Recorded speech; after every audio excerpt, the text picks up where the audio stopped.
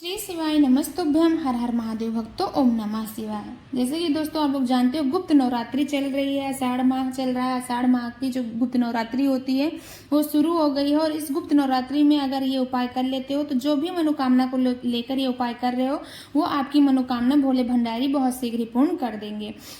एक बात और सुन लीजिए, पंडित जी ने बताया है कि अगर आप लोग कोई भी व्रत रखते हो या नहीं रखते हो उससे कोई मतलब नहीं है, लेकिन अगर आप कोई भी व्रत नहीं रखते हो तो इन दो व्रत को आपको रखना चाहिए। वो व्रत कौन कौन से हैं?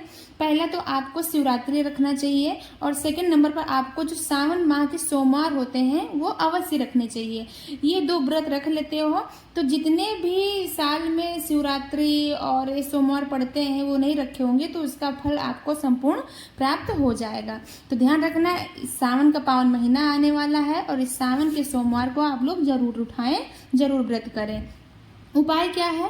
मान लो आपका कोई काम अटक जाता है, आपका कोई काम होते होते रुक जाता है, पूर्ण हो ही नहीं रहा है, तो ये उपाय आप गुप्त नवरात्रि में करके जरूर देखिएगा। इस उपाय को करने के लिए आपको लेना है मात्र 5 बेलपत्र।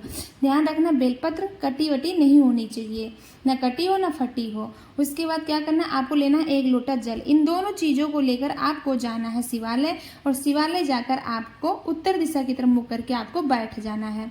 उसके बाद क्या करना है, आप जो बेलपत्री लेकर गए हो सबसे पहले वाली बेलपत्री आपको कहाँ समर्पित करना है? जहाँ से जलाधारी है, जहाँ माता सुख सुंदरी का स्थान है, वहाँ पर आपको समर्पित कर देना है। ध्यान रखना, डंडी का भाग जलाधारी की तरफ होना चाहिए।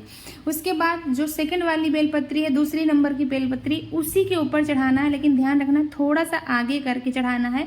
जो पहली वाली बेलपत्री चढ़ाए हो उसके बीच वाली बेलपत्री पर दूसरी वाली बेलपत्री का डंडी होना चाहिए।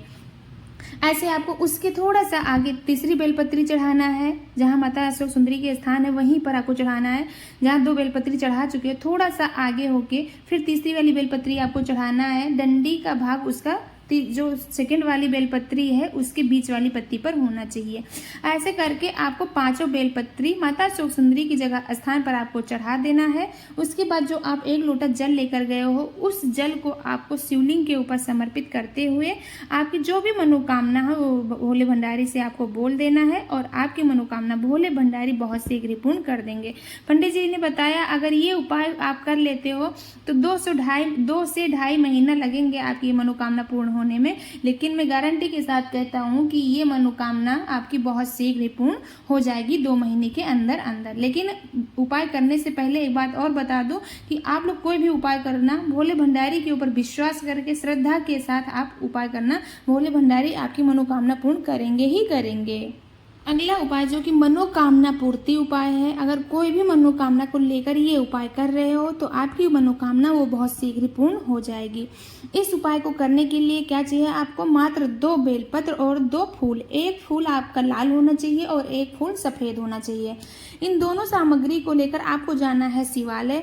शिवालय पहुंचकर आपको क्या करना है, जो 1 बेलपत्री और जो लाल वाला फूल है उसको आपको माता अशोक सुंदरी के स्थान पर आपको चढ़ा देना है। जो बीच का जलाधारी होता है, जो मोटी मोटी स्थान होती है, माता अशोक सुंदरी का स्थान है, वहां पर आपको चढ़ा देना है। उस ध्यान रखना डंडी का भाग जलाधारी की तरफ होना चाहिए।